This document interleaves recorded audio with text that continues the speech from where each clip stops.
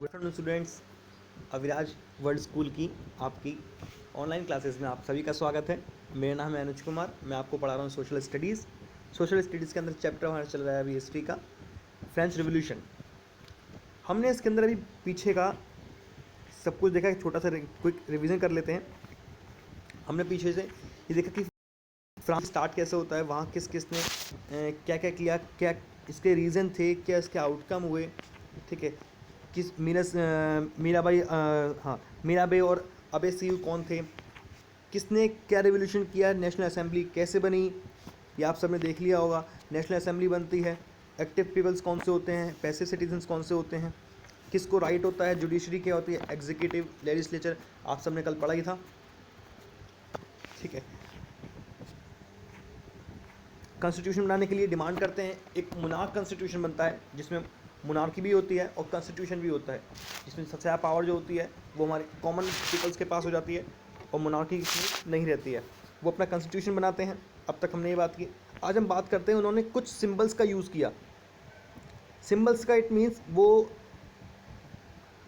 करते ना, वो जैसे कहीं स्लोगन डालते हैं, कुछ भी डालते हैं तो लिखने की जगह स्लोगन ये बना के दे देते थे सिम्बल्स। इन सिम्बल्स क्या बताते थे, एग्जाम में सिम्बल्स पूछ ली जाती हैं कि सिम्बल्स का आपको केवल नाम दे देगा कि ब्रोकन चेन क्या है। इससे अगर आपके पास मैचिंग द वर्ड्स भी आ जाते हैं तो आपको मैच करना होता है कि इसका मतलब क्या था, इसका मतलब क्या था। ठीक है, तो आप इन सबको याद रखना। डायग्राम बनाने की कोई ज़रूरत नहीं है। ठीक है, आप अपने नोटबुक में जब करोगे तो डायग्राम बनाने की ज़रूरत नहीं है। ऊपर लिख देना reading political symbols, then what is the mean of the symbols, that's it and anything else. ठीक है, अब पढ़ते हैं हम सिम्बल्स के बारे में। सिम्बल्स क्या थे, देखिए उन्होंने बनाए थे कितने symbols. The majority of man and women in the 18th century could not the read so write. ठीक है, ज़्यादा से ज़्यादा लोग जो है वो ना पढ़ पाते थे ना लिख पाते थे। So image and symbols were frequently use to instead of printed words to communicate important ideas. तो इसलिए सिम्बल्स का यूज़ किया जाता था ताकि वो ईजिली पढ़ सकें और समझ सकें कि क्या कहना चाह रहे हैं। ठीक है, सिम्बल्स पढ़ते हैं क्या कहें। पहले था हमारा the broken chain. Chain were use to fetter slaves. A broken chain stands of the act of becoming free. देखो, चेन मतलब होता है बंधा हुआ। अगर हाथ में हथकड़ी होती है, बंधी हुई होती हैं, अगर वो लॉक्ड है तो बंधा हुआ मतलब स्लेव हुआ। अगर टूटी हुई है चेन तो क्या हुआ, फ्रीडम, आज़ादी। तो वही है ब्रोकन चेन। हमको क्या बताती थी कि broken chain stands for the act of becoming free. हम फ्री हो चुके हैं, ये हमको ब्रोकन चेन ने बताया। नेक्स्ट आता है द बंडल ऑफ रॉड्स और फेसकेस। देखो फेसेस क्या होते हैं, जब वो होता है ना वो तीर कमान, वो वही है। ये क्या बताता था, one rod can be easily broken. ठीक है, but not an entire bundle, strength lies in unity. Real life के अंदर भी इंपॉर्टेंट है, ये बात सही बोलते हैं कि unity is the power. Unity के अंदर शक्ति होती है। अगर आपके पास एक लकड़ी होगी तो आप इजीली उसे ब्रोक कर दोगे, तोड़ दोगे। लेकिन आपके पास अगर बंडल ऑफ स्टिक्स होंगी तो आप तोड़ नहीं सकते उसे, you can't broke. Okay, next आता है the eye with an triangle radiating light. एक ट्रायंगल के अंदर आई जाती है जिसमें रेडिएशन लाइट पड़ रही, मतलब उस ट्रायंगल के अंदर लाइट आपको पास होती दिखाई देगी। The all seeing eyes stand for knowledge, ये दिखाती है नॉलेज के लिए। नॉलेज देखो मतलब इसका अगर हम एक बात से अगर देखें, एग्जाम्पल के खेलें, नॉलेज क्या होती है, हर चीज़ को विस्तार करना, फैलाना। और नॉलेज कहीं से छिप के नहीं आती, आपको बताया जाता है तो पूरा बताया जाता है। एक प्रकाश की तरह होती है, कहते हैं ना मोमबत्ती, कि मोमबत्ती का जो लाइट होती है उसे जब जलाते हैं तो पूरे कमरे के अंदर रोशनी फैल जाती है। फैल जाती है, ऐसा तो नहीं है कि कहीं रह जाती हो, पूरे कमरे के अंदर रोशनी फैल जाती है।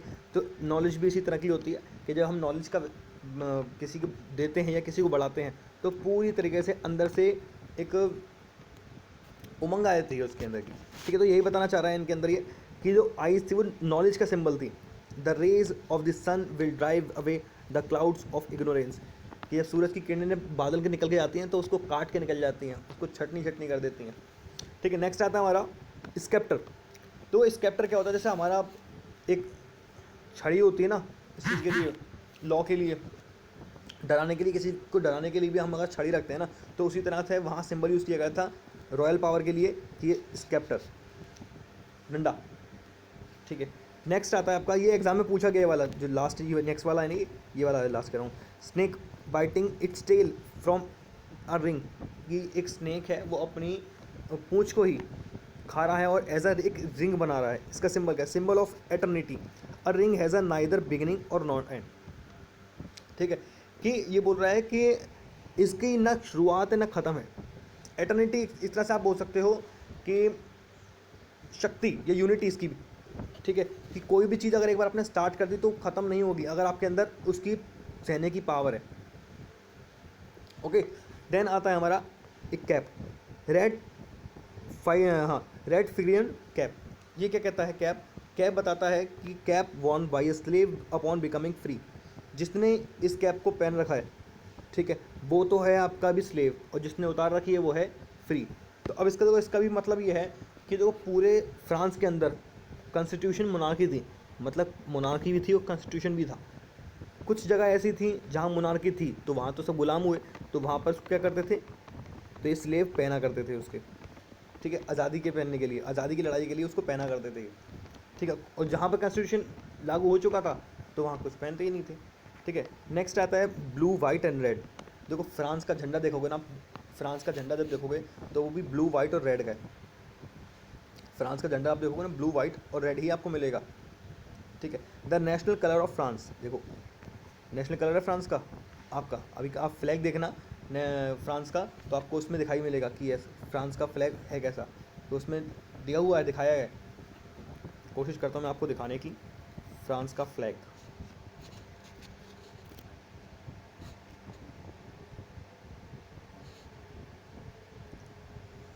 France flag,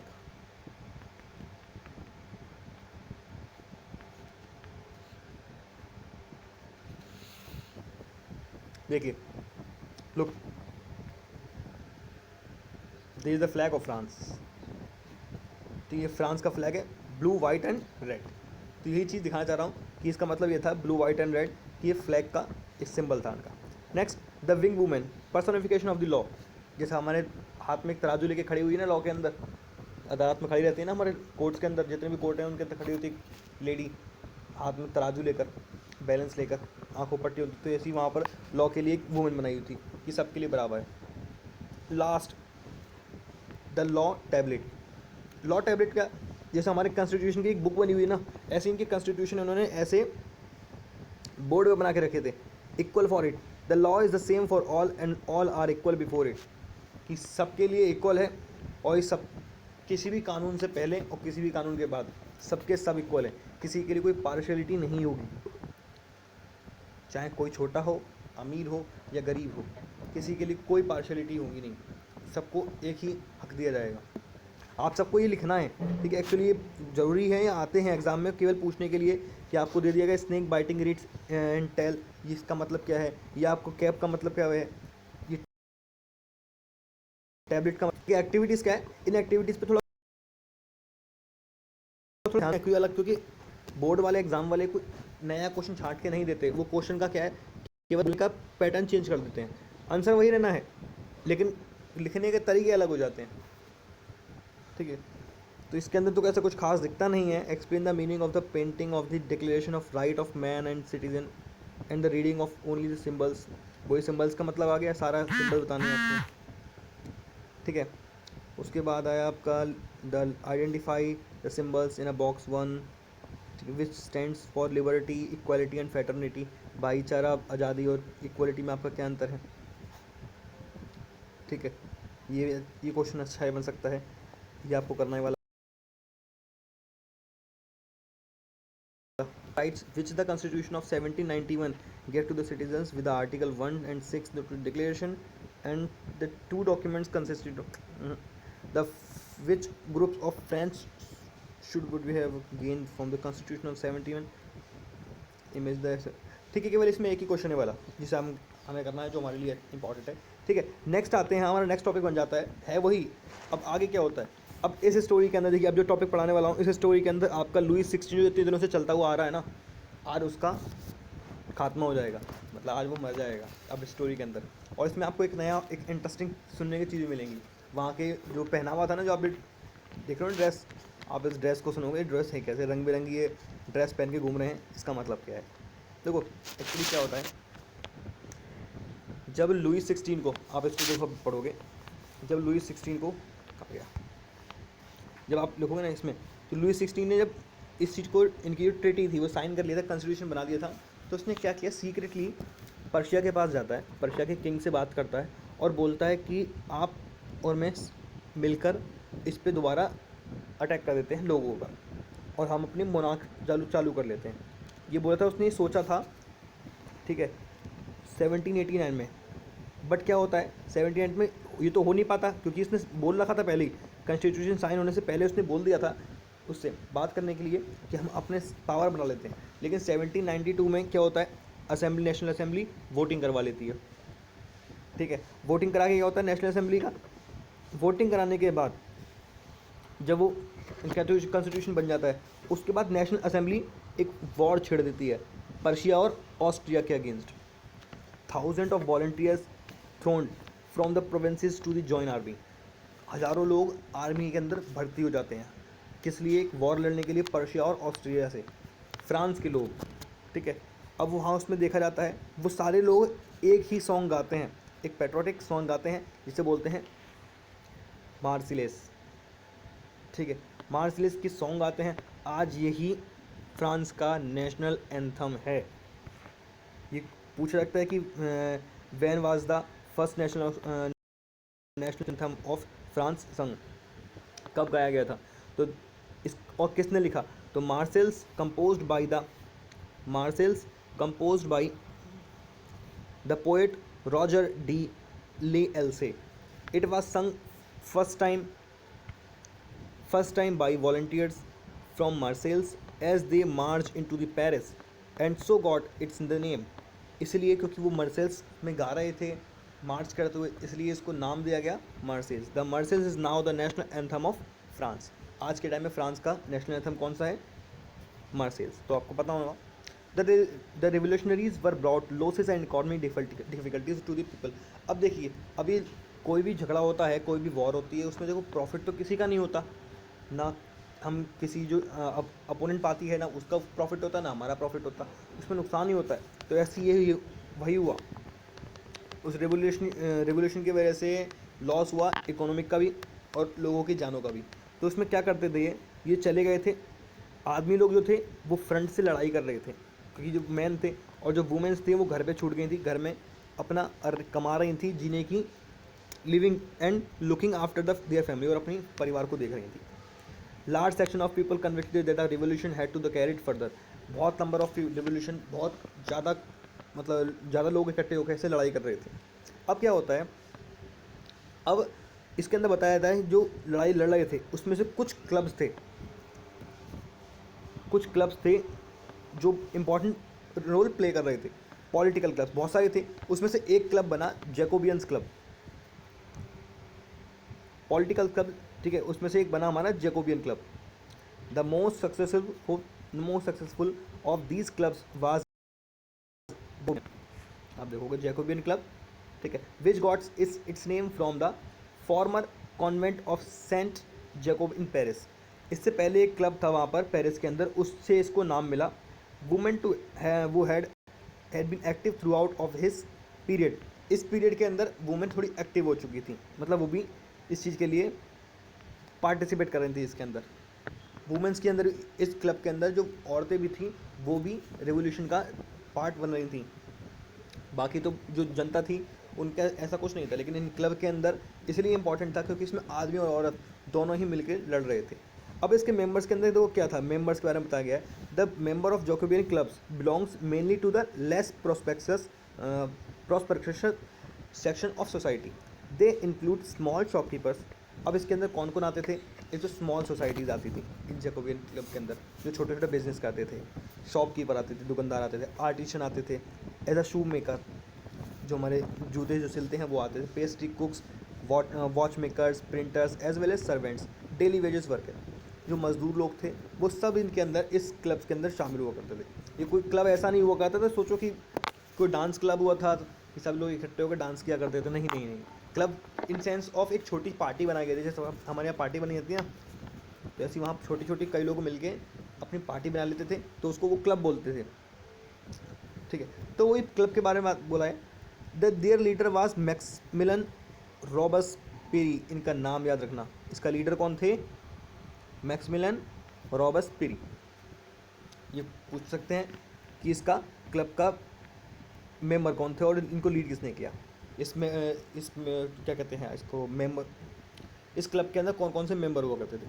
a large group among the Jacobins decided to start wearing long striped trouser similar to those worn by the dock workers. देखिए कुछ टाइम बाद इन लोगों ने सोचा कि हमें स्ट्रिप वाली, स्ट्रिप मतलब होता है वो लंबे लंबे धारियों वाली, हम पैंट्स पहना करेंगे। क्या पहनेंगे? ट्राउज़र्स। देखिए जैसे पहन रखा है इन्होंने, जैसे डॉक वर्कर पहनते हैं, ठीक है।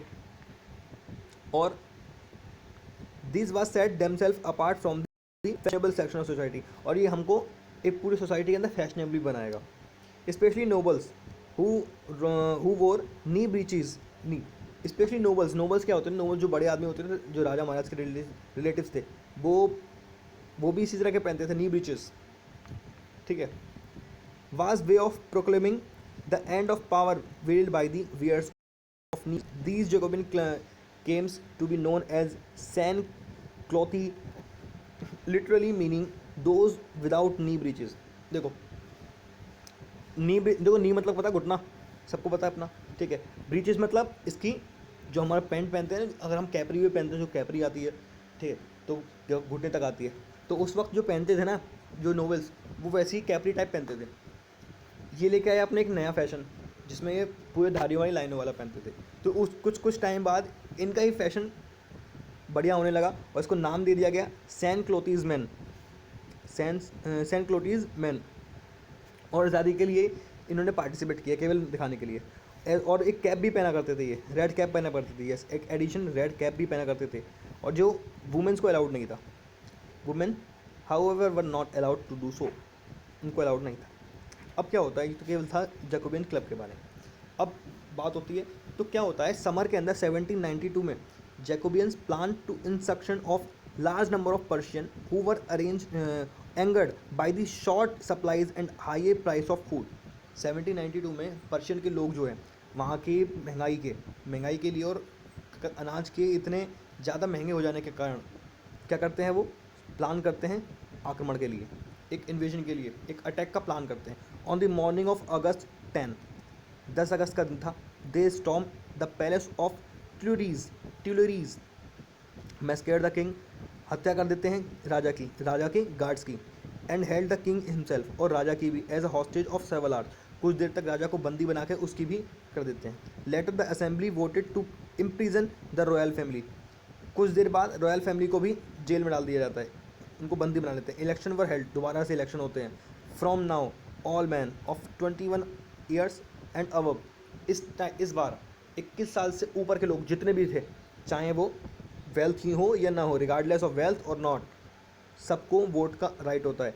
The newly elected assembly was called convention, उस जो एक नई वो बनती है, हमारी असेंबली बनती है इलेक्शन करने के बाद, क्योंकि राजा तो मार दिया उन्होंने 10 अगस्त को, अब जो बनती है पार्टी उसको बोलते हैं कन्वेंशन।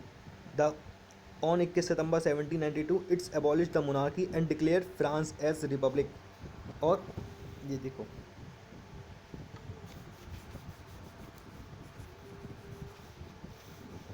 ठीक है ना,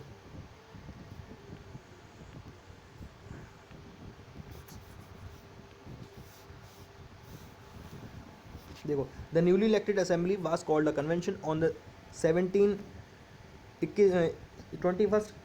सितंबर 1792 को इनको फ्रांस को एक आज़ादी मिल गई थी, ठीक है। तो यानी कब मिली है आज़ादी? 1792 के अंदर फ्रांस एज आ रिपब्लिक कंट्री बन गया था।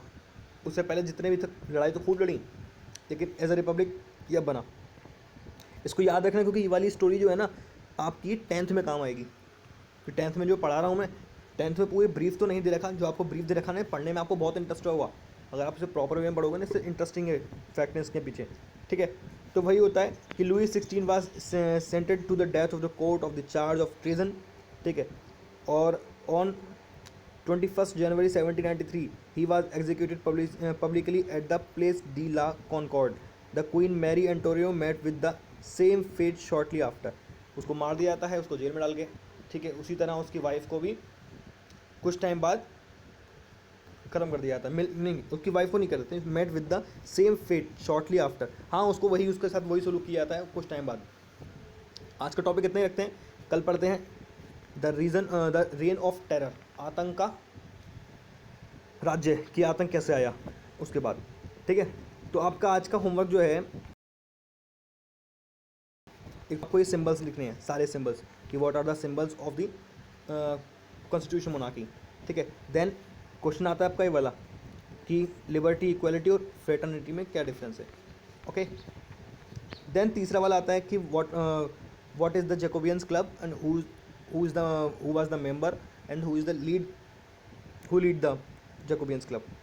ओके, और नेक्स्ट क्वेश्चन एक छोटा सा ये वाला कि किसकी डेथ कैसे होती है। ठीक है, लुइस 16 को कैसे मारा जाता है। तो इसके अंदर आप पॉइंट वाइज लगा के देखना, पूरे पॉइंट वाइज करना कि कैसे कैसे बना। एक्चुअली मेन चीज़ यही वाला रहेगा इसमें, क्योंकि फूड के प्राइस बढ़ गए थे इसलिए उन्होंने दोबारा प्लान किया, लेकिन किसने किया, जैकोबियंस क्लब ने। तो इसलिए पहले जैकोबियंस के बारे में लिखना कि जैकोबियन क्लब की कौन थे, किस बारे में किया और कैसे किया। ठीक है, देन फिर लास्ट में आपका ये आएगा। ओके, आज के लिए फिर इतना करें। Okay, thank you students. अपना मुझे रिव्यू जरूर देना कि वीडियो अच्छी लगी या नहीं लगी, और कुछ खराबी अगर होती है तो मुझे प्लीज़ मैसेज कर दिया करो कि सर आपको ये, मुझे इसमें ये दिक्कत आ रही है, आप थोड़ा ऐसा करो या वैसा करो। मैं अगर स्पीडली बोल रहा हूँ, जल्दी जल्दी बोल रहा हूँ या स्लोली बोल रहा हूँ, तो मुझे प्लीज़ उसका क्या कहते हैं ना, मुझे रिव्यू दिया करो। ओके, अब के लिए इतना रखते हैं। Thank you students, bye, have a nice day.